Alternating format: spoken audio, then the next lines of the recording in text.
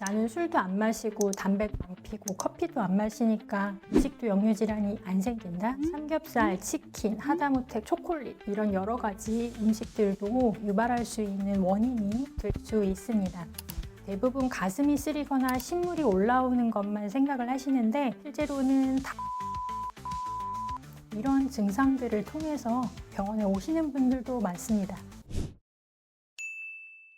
안녕하세요. 가톨릭대학교 인천성모병원 소화기내과 최영희입니다. 보통 역류성 식도염이라고 많이 이야기하는데요.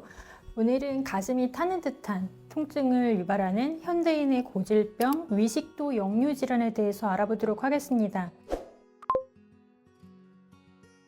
위식도 역류질환은 위와 식도 사이에 관략근이 있어서 식도에서 위로만 내용물이 내려가야 되는데 관략근이 느슨해져서 위에 있어야 할 위산 등이 거꾸로 식도로 역류하면서 증상을 유발하는 질환입니다.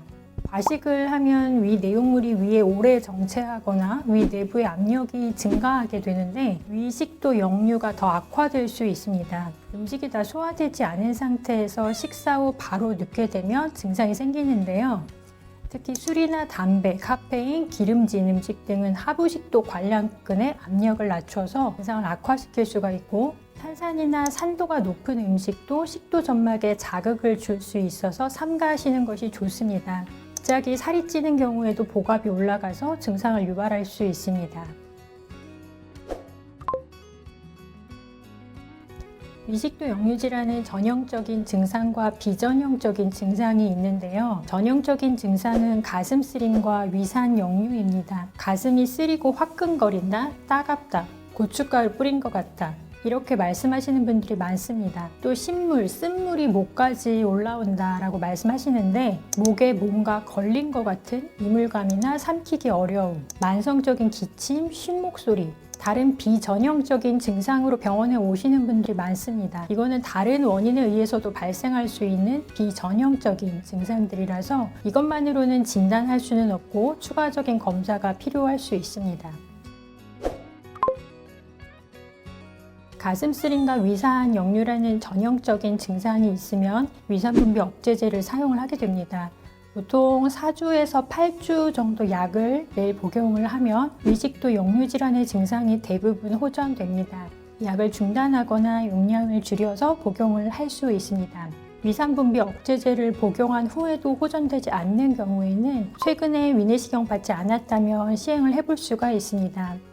위내시경에서 식도 하부에 점막 손상이 있는 역류성 식도염이 있는지 아니면 혹시 다른 질환이 있는 건 아닌지 확인을 해봅니다. 위내시경에서 특이 소견이 없고 증상이 계속 있다 할 때는 24시간 동안 코에 관을 넣어서 식도의 산도를 측정을 해볼 수가 있습니다. 실제로 얼마나 산이 역류가 되는지 이게 증상과 연관이 있는지를 검사해 보는 건데요. 또 증상을 유발하는 역류 과민성이나 기능성 가슴 쓰림이 있는 경우에는 위산분비 억제제만으로는 충분하지 않아서 통증 조절제를 추가로 사용을 할 수가 있습니다.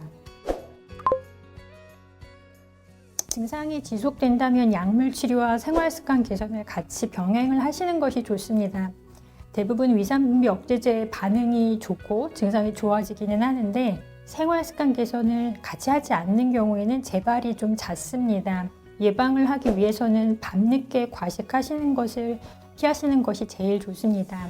식사 후에는 최소 3시간 안에는 눕지 마시고 술이나 담배, 카페인, 탄산음료 등을 멀리 하시는 것이 크게 도움이 됩니다. 그리고 복압을 낮추기 위해서 복부가 너무 끼는 옷을 입지 않는 것이 좋고 체중을 감량하시면 치료 및 예방에 효과가 매우 좋습니다. 위식도 역류질환은 누구에게나 언제든 발생을 할 수가 있지만 증상이 지속되신다면 병원에 오셔서 약물 치료를 받으시면 크게 좋아질 수가 있습니다. 앞에서 말씀드린 생활습관 개선 방법들도 함께 기억을 하시면 더 상쾌한 아침을 맞으실 수 있을 것이라고 생각합니다. 감사합니다.